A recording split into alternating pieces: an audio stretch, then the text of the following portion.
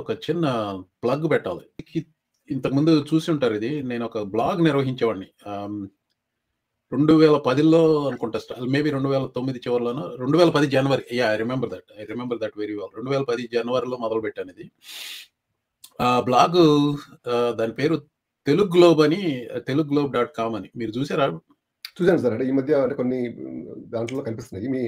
మీ FB page లో కూడా కొన్ని లింక్స్ పెడుతున్నారు దానికి. అదే అంటే అన్ని ఆర్టికల్స్ చదవలేదు కానీ కొన్ని ఆర్టికల్స్ అదే I want to show that blog. I mean ఇంతకుముందు చాలా మంది కలిపి I mean there use to be lot of contributors. నాకు ఇంట్రెస్ట్ తగ్గిపోయింది, టైం లేదు, కానీ దాన్ని మాత్రం వదలకుండా అటాగే మెయింటైన్ చేస్తున్నా. ఇటీవలనే రివైవ్ చేసా దీన్ని, ఈ తెలుగు గ్లోబ్. దానికి తెలుగులో నేను పెట్టిన పేరు తెలుగోళం. ఇది రకరకాలుగా మీరు అనుకోవచ్చు. తెలుగోళం, తెలుగోళ, గోళం అంటే గ్లోబ్, అన్ని 3 రకాల ఇదిగా ఏదో కలిసేటట్టు సునకానందం.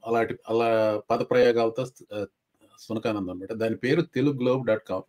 Just to put some global perspective for Telugu people ఎక్కడున్నా కానీ అనేది. ఏం చేస్తున్నానంటే చెప్పాను కదా, ఏఐ ఎక్కువగా వాడుతున్నాను. అందుకని చెప్పి నా రాతలో కూడా ఎఫిషియన్సీస్ విపరీతంగా పెరిగినాయి. I'm writing quite bit of stuff and that. అది ఇక్కడ ఇప్పుడు మనం వీడియో మాట్లాడిన దానికి what I do is I kind of bulletize some of the thoughts. I speak into the microphone. ఇంగ్లీష్లో చెప్పేస్తాను.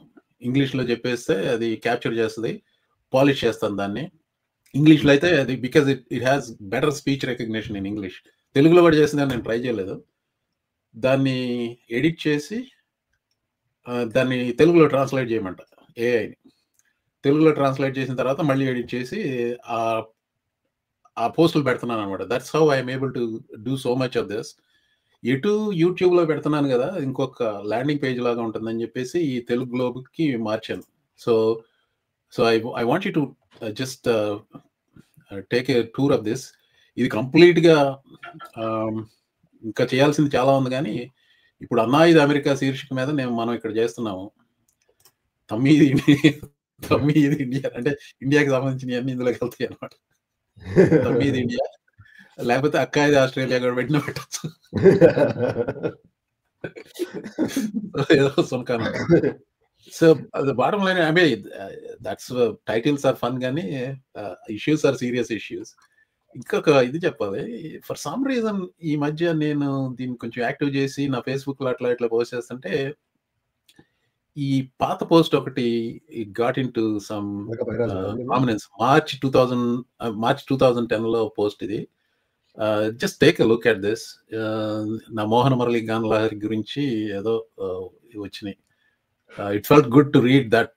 ఇది 15 ఏళ్ల క్రితం ఎవరో పోస్ట్ చేసిన దానికి. నాకు తెలుసు, అప్పట్లో కలిసేవాడిని. కనక బైరాజు అని చెప్పి ఉండేవాడు.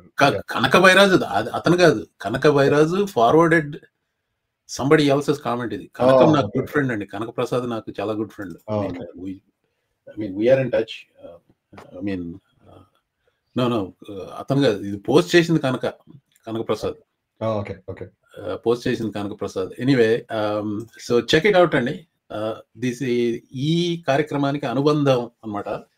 ఇంకోటి కూడా, నేను ఈనాడులో ఎడిటోరియల్స్ 2 రాశాను. ఇది ఆపెడ్స్, బేసికల్గా ఎడిటోరియల్స్. అవి కూడా ఇక్కడ పెట్టా, ఆపెడ్స్ అవి. అదేంటంటే ఈనాడుకి ఒక వర్డ్ లిమిట్ ఉంది.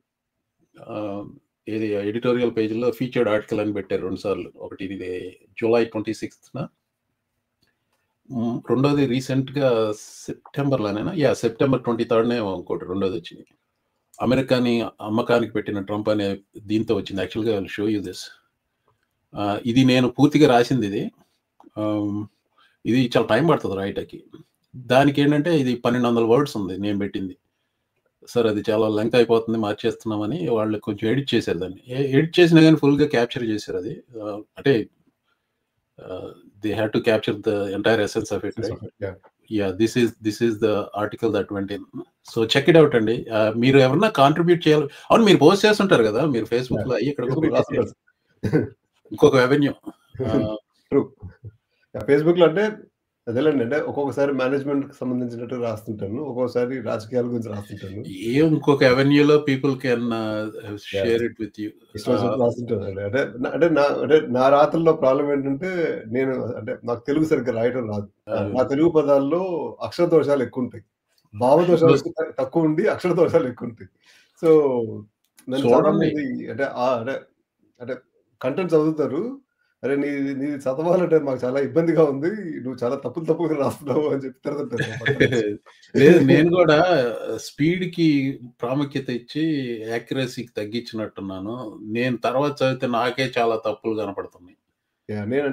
నేనసలు అంటే ఏదన్నా ఒకటి అనుకుంటే, ఆ అనుకున్నప్పటి నుంచి 1 అవర్ లోపల పోస్ట్ అయిపోద్దది. హుహు. మళ్ళీ చూడనిక. అంటే ఇది రాయాలి, ఇది బాగుంది అనుకున్నాననుకోండి రాసేస్తాను. హ్మ్. కొన్నేమో అట్లా హోల్డ్‌లో పడిపోతుంటాయి.